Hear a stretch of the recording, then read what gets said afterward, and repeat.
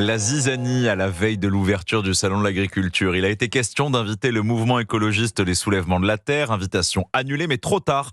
Trop tard face aux agriculteurs furieux.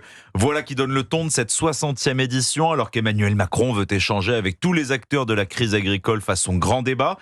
Depuis hier soir, Arthur Delaborde, ça se transforme plutôt en grand bazar. Effectivement, malgré le rétropédalage de l'Elysée, la FNSEA refuse toujours de participer à ce grand débat. Et à ce stade, on voit mal comment Emmanuel Macron pourrait monter sur le ring qui sert habituellement au concours général agricole pour répondre à la colère de la profession sans la présence du syndicat majoritaire. L'entourage du président fait le maximum pour tenter de réparer les pots cassés et assure désormais que les soulèvements de la terre n'ont été ni conviés ni contactés. Je vous confirme pourtant que lors d'un entretien avec des journalistes hier après-midi, les conseillers du président nous ont bien assuré que le sulfureux mouvement d'ultra-gauche, adepte des actions violentes, avait été invité. Mais ils ont fait une erreur, vient d'indiquer l'Elysée. C'est en tout cas toute la stratégie d'Emmanuel Macron qui est mise à mal en conviant des acteurs aux visions totalement opposées et en les invitant même à échanger entre eux lors de ce grand débat.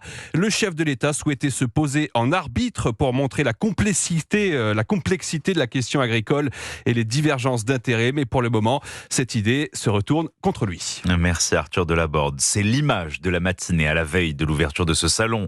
Opération en cours des agriculteurs du périphérique parisien jusqu'à la place derrière les Invalides, à quelques encablures du salon de l'agriculture. Martin Lange, vous êtes avec le cortège pour Europe 1. Martin, c'est la première fois depuis le début de la crise que les tracteurs roulent dans Paris.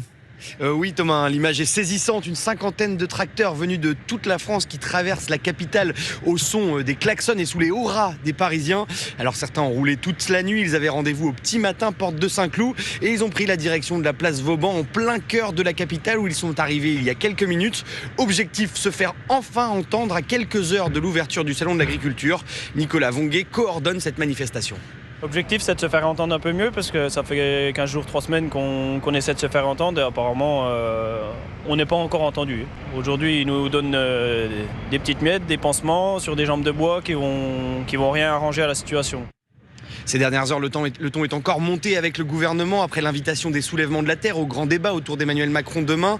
L'Elysée a depuis annulé cette invitation, mais le mal est fait pour Adrien, membre du cortège.